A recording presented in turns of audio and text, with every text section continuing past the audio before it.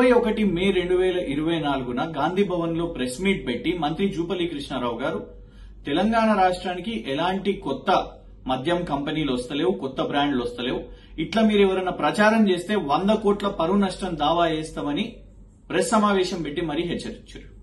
ఆ తర్వాత 27 మేన బీఆర్ఎస్ ప్రధాన కార్యాలయం నుంచి తెలంగాణ భవన్ లో ప్రెస్ సమావేశం పెట్టి సోమ్ డిస్టిలరీస్ అనే ఒక సంస్థ వాళ్లకు ఎట్లా తెలంగాణ కాంగ్రెస్ ప్రభుత్వం అనుమతులు ఇచ్చిందని సాక్ష్యాధారాలతోని బయట పెట్టడం జరిగింది. అదొక నకిలీ మద్యం సంస్థ అండ్ గతంలో కాంగ్రెస్ ప్రభుత్వానికి వాళ్ళు నిధులు కూడా ఇచ్చిండ్రు. దాదాపు 3 సార్లు 25 లక్షల రూపాయలు, ఒకసారి ఏకంగా 1,31 లక్ష రూపాయలు వాళ్ళు సోమ్ డిస్టిలరీస్ వాళ్ళు కాంగ్రెస్ కి ఇవ్వడం జరిగింది. అయితే 28 మేన మంత్రి జూపల్లి కృష్ణారావు గారు అంటే కేవలం 7 రోజుల్లోనే మళ్ళా పత్రికా లేఖ ఒకటి విడుదల చేసి మంత్రికి ఎలాంటి సమాచారం లేకుండా కార్పొరేషన్ బీవరేజెస్ వాళ్లే అనుమతి ఇచ్చిండ్రు అని చెప్పడం నిజంగా కూడా విడ్డూరం. ఇది బాధ్యతారహితం కూడా. ఎందుకంటే 26 ఫిబ్రవరి 2024 అబ్కారీ విభాగం మధ్యప్రదేశ్ ప్రభుత్వం వాళ్ళు ఈ సోమ్ డిస్టిలరీస్ వాళ్లకు 420, 461, 471, 120B, 468 లాంటి తీవ్రమైన సెక్షన్లేసి జగదీష్ అరోరా అనే చైర్మన్ సోమ్ డిస్టిలరీస్ అతన్ని అరెస్ట్ చేయడం జరిగింది. వాళ్ళ మీద నకిలీ మద్యం వేసే ఆరోపణ మధ్యప్రదేశ్ ప్రభుత్వం వాళ్ళు వాళ్ళ మీద కేసులు వేసిండ్రు.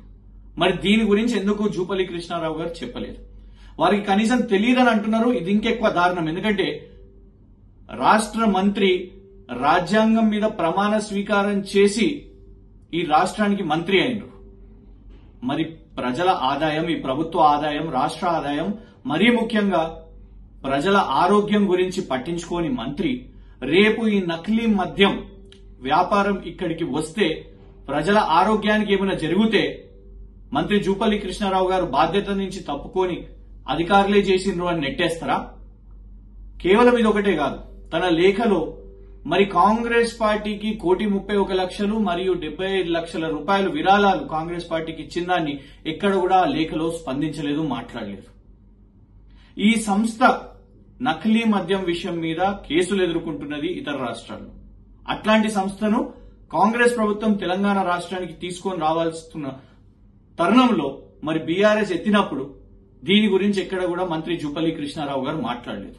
కేవలం 7 రోజుల్లోనే ఫస్ట్ ఏమో అసలు ఆ వ్యాపారాలు ఇక్కడికి వస్తలేవు, ఏమీ లేదు అని చెప్పిన వ్యక్తి ఆ తర్వాత తన లేఖలో ఈ సోమ్ డిస్టిలరీస్ అనే సంస్థకు మంత్రి జూపల్లి కృష్ణారావు వకాల్తా పుచ్చుకొని ఇది చాలా గొప్ప సంస్థ, దేశంలో ఎన్నో చోట్లు చేస్తుంది అని దాని గురించి మాట్లాడుతున్నారు. అస్సలు తెలియదని చెప్పి ఇప్పుడేమో ఆ కంపెనీ గురించి చాలా గొప్పలు మాట్లాడుతున్నారు. అంటే కాంగ్రెస్ మంత్రికి కమిషన్ దక్కిందా, అందిందా?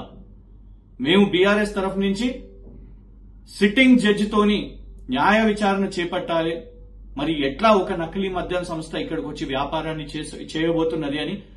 అయితే మంత్రి జూపల్లి కృష్ణారావు గారి ప్రమేయం ఇందులోనే ఉన్నది కాబట్టి ఆయన మంత్రిగా కొనసాగితే రాజకీయ